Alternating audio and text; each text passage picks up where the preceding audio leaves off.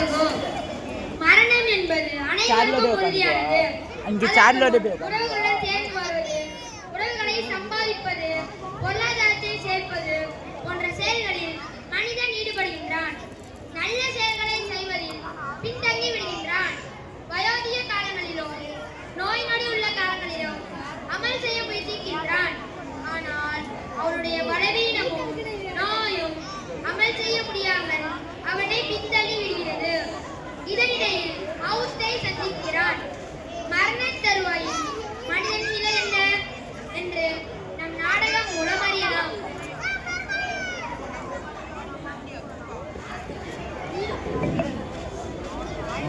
காட்சி ஒன்று, உலக இன்பத்தில் மூழ்குதல்.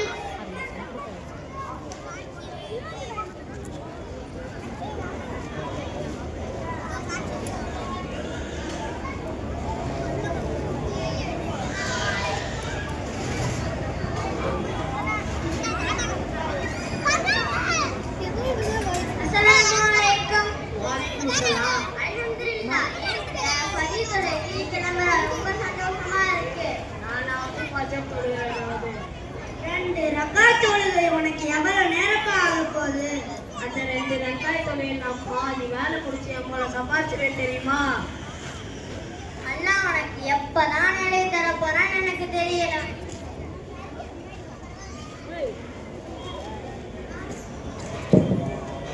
இர்ஃபான் அலுவலகத்தில் இருக்கிறான்.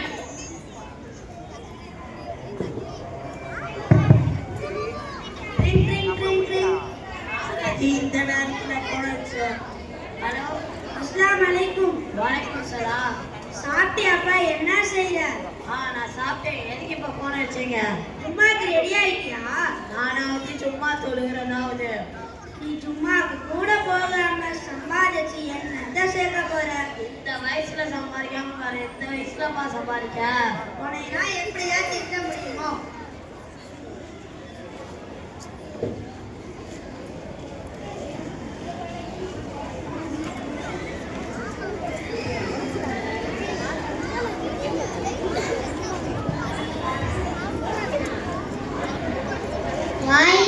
தொழுகைக்கு போகலாம். என்ன இர்ஃபான் இப்படி சொல்ற? ஜும்மா நாள் புனிதமான ஏழைகளின் பெருநாள். குர்பானி கொடுத்து நன்மை கிடைக்கும். வா, எந்த வேலையால் இருந்தாலும் வந்து படிக்கலாம். நானா வரல, எனக்கு ஆபீஸ்ல வேற மீட்டிங் இருக்கு, அதுக்கெல்லாம் அரேஞ்ச் பண்ணணும். எனக்கு நிறைய வேலை இருக்கு. தொழுகிறதுக்குலாம் இன்னும் நல்ல காரியம் செய்யறதுக்குலாம் இன்னும் வயசு இருக்கு. உன்னையெல்லாம் திருத்தவே முடியாது. அல்லாஹ் உனக்கு எப்பயா புத்தியை தர போறான்னு எனக்கு தெரியல. வாடாட் பண்ண தெளிவு போலாம்.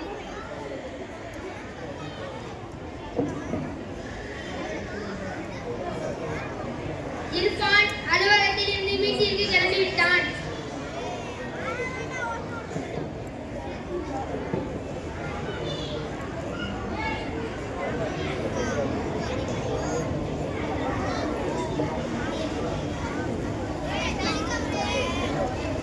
இர்ஃபான் இன்னுமா வரல? இர்ஃபான் அண்ணே எங்க வர சொல்லிட்டு இன்னும் ஆள காணாமே. நான் வந்துட்டேன். என் தம்பிக்கு வளையல், என் தம்பிக்கு பைக், என் மாமாக்கு வாட்ச், என் மச்சானுக்கு டி-ஷர்ட். ரொம்ப சூப்பரா இருக்கு. தேங்க்ஸ். ரொம்ப சூப்பரா இருக்கு அண்ணே. இதான் நானும் வாங்கணும்னு நினைச்சேன். தேங்க்ஸ் நே. gift ரொம்ப அழகா இருக்குடா. இதுவரைக்கும் இந்த மாதிரி gift யாருமே வாங்கிட்டது இல்லடா. இர்ஃபான்னா நாங்க உனக்கு எப்பவுமே துணையா இருப்போம்டா. உனக்கு உயிரே கொடுப்போம்டா. எங்களுக்கு இவ்வளோ காஸ்ட்லியான gift வாங்கி கொடுத்துருக்க. சூப்பர் மச்சான். எங்களுக்கே இந்த gift உனக்கு உங்க அம்மா தாக்கெல்லாம் என்ன வாங்கிட்டு சொல்லு. ரொம்ப ஆர்வமா இருக்கு. எனக்கு நான் கார் வாங்கியிருக்கேன்டா. எங்க அப்பா அம்மாக்கு வீடு வாங்கி வச்சிருக்கேன்டா.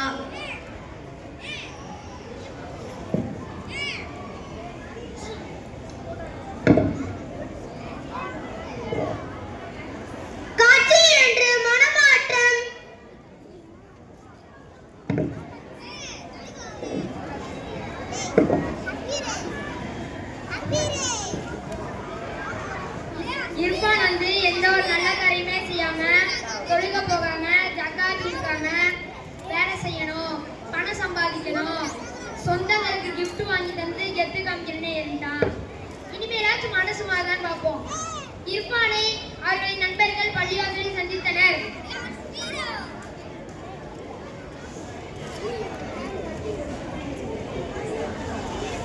சுப்ஹானல்லாஹ் சுப்ஹானல்லாஹ் சுப்ஹானல்லாஹ் சுப்ஹானல்லாஹ் சுப்ஹானல்லாஹ் சுப்ஹானல்லாஹ் சுப்ஹானல்லாஹ் சுப்ஹானல்லாஹ் சுப்ஹானல்லாஹ். அனஸ், என்னடா பள்ளிவாசல் பக்கம் வந்திருக்க? ஆமாண்டா அனஸ், நீ என்ன இங்கே வந்து தொழுகுவ? நான் எப்பவுமே இங்கதான் வந்து தொழுவேன். நீ தான் புதுசா இருக்க. உன் கிளைண்ட்டை யாராவது பார்க்க வந்தியா? இல்லடா அனஸ், நான் தொழுக வந்தேன்டா. பணம், காரு, வீடு, பைக்கு எல்லாம் இருக்குடா. மறுமைக்கு போறதுனால தொழுக வேணும்லடா, அதனால நான் தொழுக வந்தேன். சூப்பர்டா, கடமைக்காவது தொழுகிறேன் சொல்றேன். இப்பதான் உனக்கு அல்லா புத்திய கொடுத்துருக்கா. அல்ஹம்துலில்லாஹ், எனக்கு ரொம்ப சந்தோஷமா இருக்குடா. சரிடா, வீட்டுக்கு போயிட்டு வரேன்டா. அஸ்ஸலாமு அலைக்கும்டா. வலைக்கும் அஸ்ஸலாம். அல்லாஹ்வே, இக்பால் வாடா.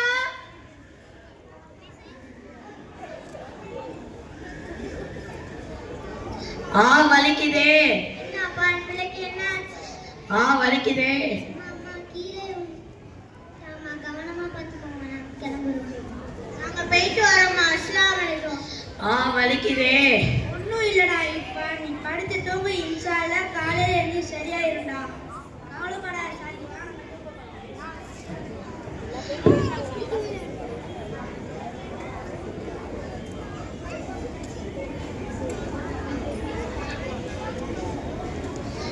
வலிக்குதே. வலிக்குதே, ரொம்ப வலிக்குதே காலு. வலிக்குதே, நான் ரொம்ப வலிக்குதே. அம்மா அப்பாவும் தூங்குறாங்க. மாமா மச்சானுக்கு யாருக்காச்சும் போன் அடிப்போம். Drink drink drink drink. Hello, நான் தான் மச்சான். பள்ளியாசல பேசி நடந்து வரப்ப கீழே விழுந்துட்டு படபடமா இருக்கு. அம்மா அப்பாவும் தூங்குறாங்க. நீ கொஞ்சம் வரீங்களா? இல்ல மச்சான், எனக்கு மொபைல்ல நடுராத்திரில நடந்துட்டு வர முடியாது. நம்ம மச்சான் இப்படி சொல்லிட்டாரு. இப்ப மாமாவுக்குனாச்சும் போன் அடிப்போம். Drink drink drink drink. Phone அடிச்சா சொல்லுடா. ஹலோ, நான் தான் மாமா. பள்ளியாசல பேசி நடந்து வரப்ப கீழே விழுந்துட்டு படபடப்பா இருக்கு. அம்மா அப்பா தூங்குறாங்க. நீங்க கொஞ்சம் வரீங்களா? என்னடா இந்த நேரத்துக்கு போன் அடிச்சு தூரலாம் பண்றேன். தூக்கத்தை விட்டு என்னால வர முடியாதுடா. போனை வைடா முதல்ல. நான் மாமாவே இப்படி சொல்லிட்டாரு. மாமா மச்சானா உயிரே தருவேன்னு சொன்னாங்களே. சொந்தம் சொந்தம் இருந்தேனே, கடைசியில எல்லாருமே கைவிட்டுட்டாங்களே. காட்சி மூன்று. உலகை விட்டு பிரிதலும் அவனை பரிதாபங்களும்.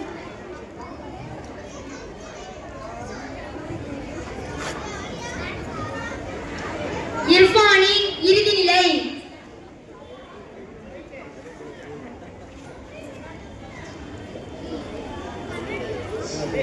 என்னாச்சுனே உனக்கு? தம்பி, எந்திரிக்கவும் இல்லடா. கால்கை நரம்புலாம் பிடிச்சிருக்குடா. படபடப்பாவும் இருக்குடா. நீ இந்த நிலைமையில என்னால பார்க்க முடியாதுனே. தற்பெருமை, பேராசை இதெல்லாம் பண்ணா எல்லாம் தண்டனை கொடுப்பாங்கனே. உங்க மூலியமா நாங்க தெரிஞ்சுக்கிட்டோனே.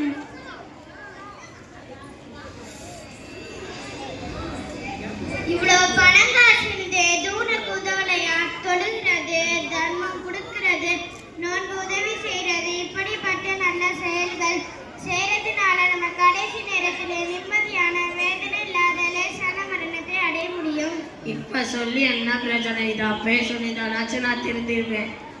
நான் சேர்த்து வச்ச தங்க தட்டி வெள்ளி பாத்திரத்தால சாப்பிடவும் இல்லை, குடிக்கவும் இல்லை.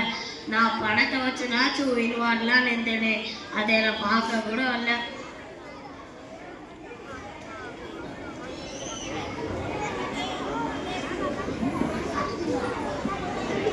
உயிருள்ள உன்னுடைய ரத்த சொந்தங்களாக உனக்கு உதவ முடியல.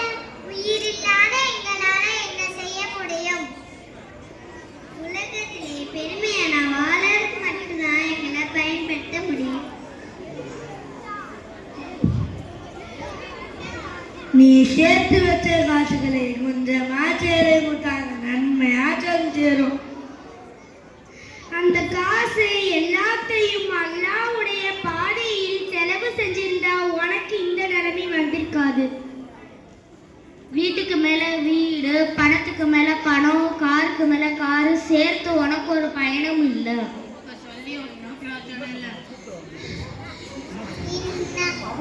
இன்னா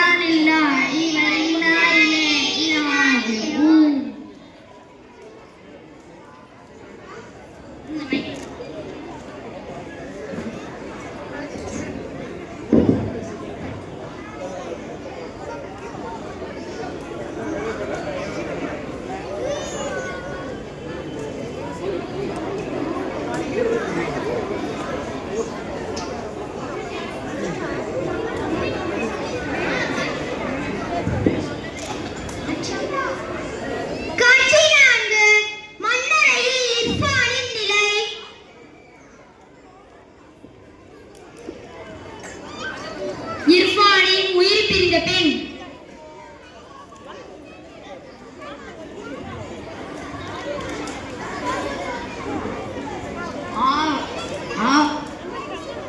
பயமா இருக்கே, என்னை காப்பாத்துங்க, என்னை காப்பாத்துங்க, மன்னரையில பயமா இருக்கே, என்னை காப்பாத்துங்க. அமல் அப்படின்னா இறைவனை வணங்குதல். 5 கடமைகளை சரிவர செய்தலை அமல் என்கிறோம். ஒரு மனிதனை பின்தொடரக்கூடிய விஷயங்கள் 3. 1 பொருளாதாரம், 2 உறவினர், 3 அமல். அதில் பொருளாதாரம் நம்ம வீட்டோட முடிஞ்சிடும், அது நம்ம கூட வராது. உறவினர் நம்ம கபர்குழியில் வைக்கிற வரைக்கும் தான், அதுவும் நம்ம கூட வராது. ஆனால் நம்ம செஞ்ச அமல் தான், அதாவது நம்ம செஞ்ச நல்ல காரியம் தான் நம்ம கூட வரும். சொர்க்கத்தின் திறவுகோல் தொழுகை தொழு சொல்ற மாதிரி கேட்கல. நீ பாருங்க, இப்ப காப்பாத்துங்கன்னா யாரு வருவாங்க? நீ தொழுதுனா தாய் பொண்ணு துணையாக இருந்தது பேர விஷயம் இருந்து கிடைச்சிருந்து நான் உன்னை செய்ய முடியாது. தர்மம் தலை காட்டுன்னு ஊருக்கே தெரியும். ஆனா நீ தற்பெருமைக்காகவும் கௌரவத்துக்காகவும் மற்றவங்களுக்கு கிஃப்ட் வாங்கி கொடுத்துருந்த. அதே நீ ஏழை மக்களுக்கும் கஷ்டப்படுற உறவுகளுக்கும் வாங்கி கொடுத்துருந்தேன்னா அந்த நன்மை நாளைக்கு உனக்கு வந்து சேர்ந்துருக்கும். நோன்பு நரகத்திலிருந்து பாதுகாக்கும் கிடையுமா? சிலர் ஜும்மா நேரம் மட்டும் தருவாங்க, சிலர் நோம்பு காலத்தில் நல்ல செஞ்சு நோம்பு வைப்பாங்க. ஆனா நீ எல்லா காலங்களும் வேலைந்துட்ட. இந்த வேதனையிலிருந்து என்னால உன்னை காப்பாற்ற முடியாதுப்பா. ஹஜ் செய்தவர் அன்று பிறந்த குழந்தைகள் போன்று பாவமற்றவராக ஆகிவிடுவார்.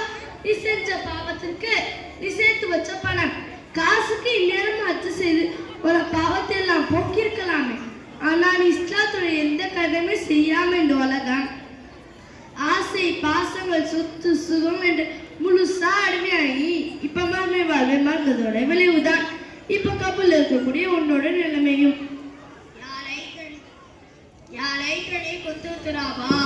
யாரெல்லாம் என்னுடைய கை சேதமே மண்ணோது மண்ணாக இருக்க வேண்டாமா?